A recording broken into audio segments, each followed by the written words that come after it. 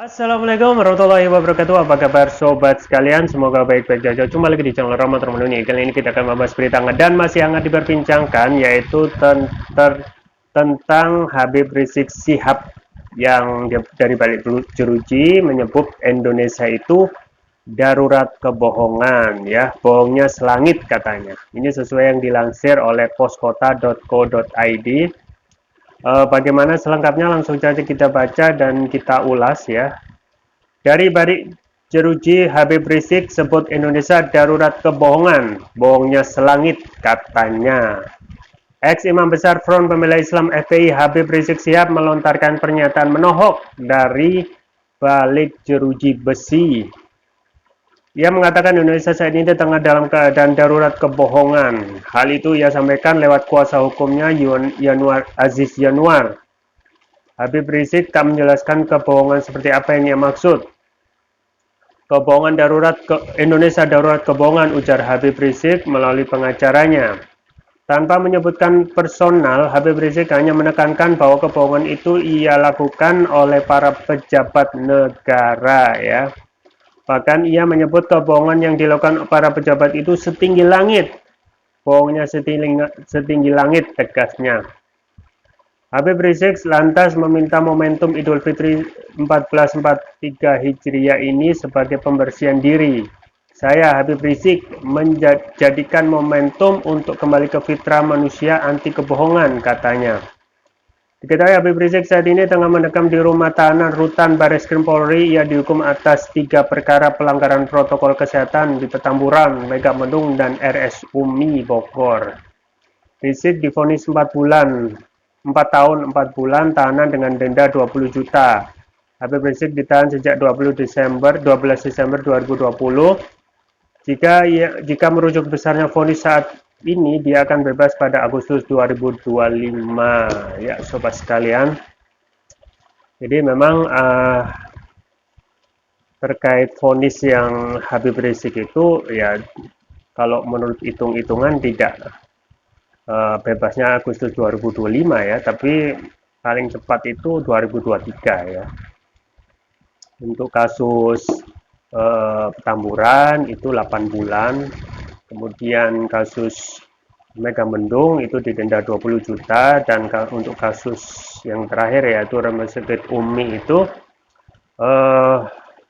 ditahan 2 tahun, yang semulanya 4 tahun kemudian dikorting jadi 2 tahun, yang hakim menyatakan bahwasanya tidak terbukti adanya keonaran, ya, di media sosial, ya.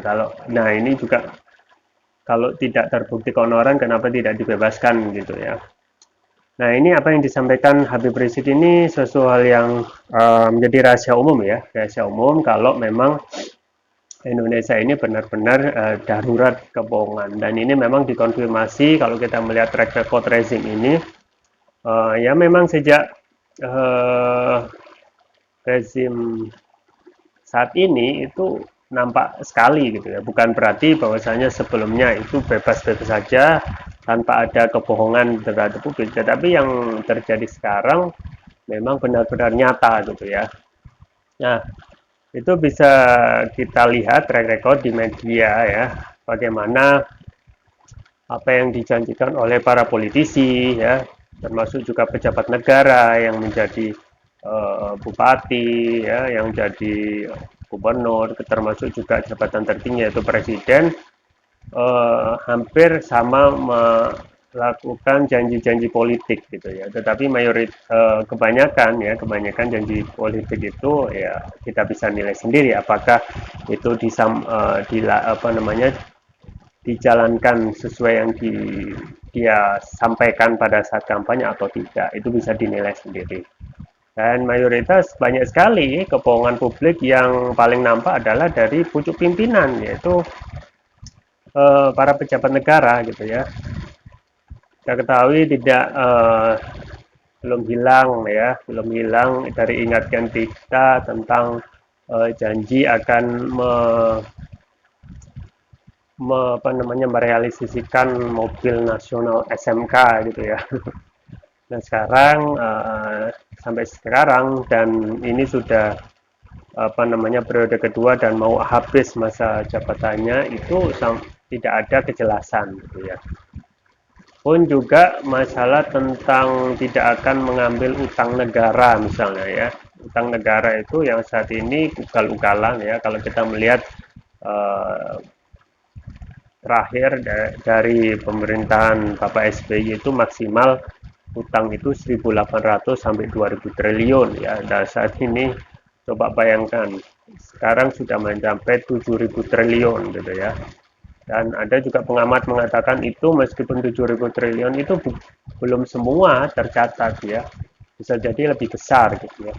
Belum lagi dari utang BUMN yang apa namanya jumlahnya juga mengerikan sampai 5.000 triliun ya.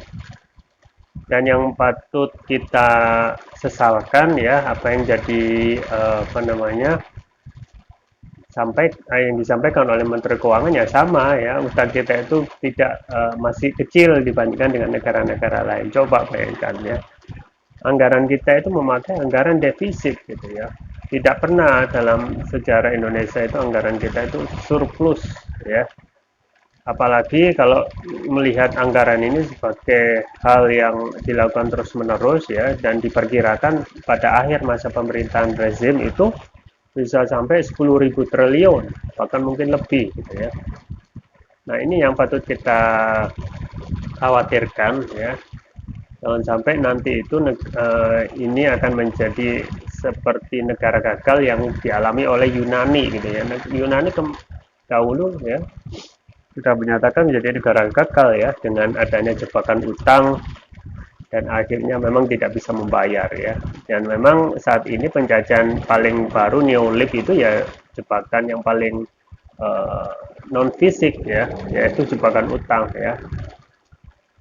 Yang pada intinya kalau kita melihat kapitalis liberal ya yang diterapkan sekarang itu akan sangat susah sekali negara itu bisa melunasi utang ya, bahkan bisa sampai surplus. Nah, itu sangat luar biasa sekali bisa, kalaupun bisa dilakukan seperti itu ya. Jadi ini banyak sekali bohongan publik ya yang awalnya tidak akan banyak mengambil utang ya, pada akhirnya kan juga mengambil utang dan sekarang utangnya juga ugal-ugalan ya, yang nanti pada akhirnya yang susah rakyat. Kenapa? Karena yang bayar pajak itu kan rakyat ya, mayoritas APBN dari pajak, dan akhirnya yang bayar pajak itu, yang bayar utang itu juga rakyat. Pun juga terkait masalah yang baru, misalnya project IKN ya, project mega project yang diperkirakan nilainya 400 triliun lebih, bahkan mungkin berkali lipat akan naik ya seiring dengan ketidakjelasan kondisi di apa namanya di IKN, ibu kota Nusantara yang baru tadi ya, misalnya masalah infrastruktur, misalnya masalah kondisi tanah yang kemungkinan tidak begitu support gitu ya, makanya akan ada pemadatan dan itu pastilah nilainya akan bertambah lagi. Nah, itu awalnya tidak akan mengambil dana dari APBN ya, tapi yang terjadi sekarang berbeda gitu ya. Apakah ini bisa disebut kebohongan ya? Anda bisa menilai sendiri gitu ya. Nah, ini berbeda ya, kalau kebohongan itu beda dilakukan ketika seseorang itu menjadi pejabat publik ya, atau di lingkaran di lingkaran istana atau lingkaran kekuasaan, seakan hukum itu tidak bisa menjerat ya para pelaku yang tidak bisa memberikan keterangan benar ya, atau dalam tanda kutip kebohongan gitu ya. Nah, itu kalau civil society ya yang menyampaikan kritik ya langsung di apa namanya divonis melakukan kebohongan publik ya, kita let's say ya kita bisa bilang apa namanya apa yang dilakukan misalnya para aktivis ya, Sumur Hidayat ya, kemudian saya Gandana Nainggolan ya, Bang Edi Mulyadi yang hanya menyampaikan kritik untuk supaya terhadap proyek IKN gitu ya. Kemudian juga Habib Baris bin Smith ya dituduh melakukan tindakan kebohongan ya, pasal 14 dan 15 Undang-Undang Nomor 1 Tahun 1946 tentang Peraturan Hukum Pidana ya. Nah, undang-undang ini sangatlah aneh gitu ya. Maksudnya tidak pernah dipakai di era sebelumnya, era SBY dan presiden sebelumnya ya.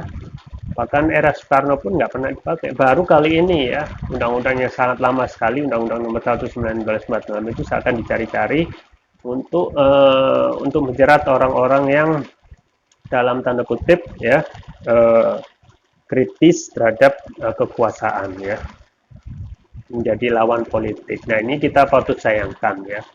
Dan kalau kita melihat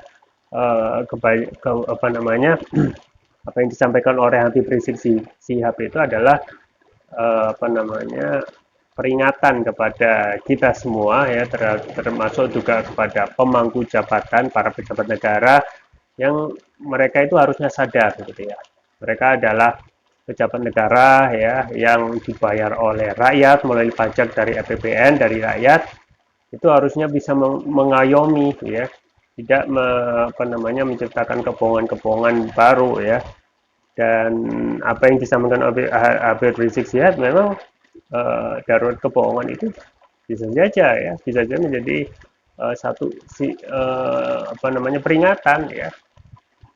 Hanya kebohongan itu yang biasa disampaikan oleh pejabat itu karena kemungkinan tidak akan diproses, kalau makanya mereka terus melakukan kebohongan publik. Dan terakhir ya, kita ketahui bahwasanya tentu saja kita harus kembali kepada teladan yang paling baik sebagai seorang pemimpin, yaitu misalnya adalah Khalifah Umar bin Al-Khattab ya. Beliau adalah salah satu panutan teladan yang baik ya dalam memimpin itu ya. Jangankan melakukan kebohongan-kebohongan publik ya. Umar bin Khattab itu dalam pemerintahannya sangat-sangat mengayomi ya. Makanya para musuh-musuh Islam itu segan terhadap Umar bin Khattab ya. Umar bin Khattab itu tidak akan tidur sebelum wilayah Madinah ya, tempat kekuasaan Islam pada waktu itu aman, baru beliau bisa tidur ya. Beliau juga akan merasa bersalah ya jika dalam masa kepemimpinannya itu ada seekor kambing ya yang terperosok karena tanah yang pada saat dia memimpin ini tidak bisa mengatur dengan baik ya. Karena kalau tanahnya jalannya yang rusak ya, yang akan merasa bersalah dan dia akan khawatir akan dipertanggungjawabkan di Yaumul Hisab. Pun juga terkait masalah KKN ya, itu juga sudah dicontohkan oleh bahwasanya Khalifah Umar itu tidak memperbolehkan ya kerabatnya, dia sendiri dan anak-anaknya untuk bisa mendapatkan fasilitas ya. Fasilitas yang seharusnya saat ini ya seseorang pejabat maupun kerabatnya itu sangat mudah sekali mendapatkan fasilitas, yang itu sudah dicontohkan oleh Khalifah Umar ya pada saat anak beliau Abdullah bin Umar ya menggembalakan unta di tanah gembalaan ya. Kemudian ditanya, kenapa unta satu ini kok agak lebih besar dari unta-unta yang lain? Ternyata diketahui bahwasanya itu adalah unta anaknya sendiri. Dipanggillah Abdullah bin Umar untuk mempertanggungjawabkan, dan akhirnya memang harus mempertanggungjawabkan dan dikembalikan ya keuntungannya itu ke Baitul Mal ya. Jadi benar-benar Khalifah Umar adalah salah satu yang bisa menjadikan teladan ya, tidak hanya memberi dalam hal ucapan yang pastilah Khalifah Umar akan menjaga, tetapi juga dalam tindakan beliau benar-benar mengayomi umat ya, mengayomi rakyat. Ya, semoga kedepannya negeri ini menjadi lebih baik lagi. Itu yang bisa saya sampaikan. Semoga bermanfaat. Jangan lupa like, share, dan subscribe. Sampai jumpa lagi. Wassalamualaikum warahmatullahi wabarakatuh.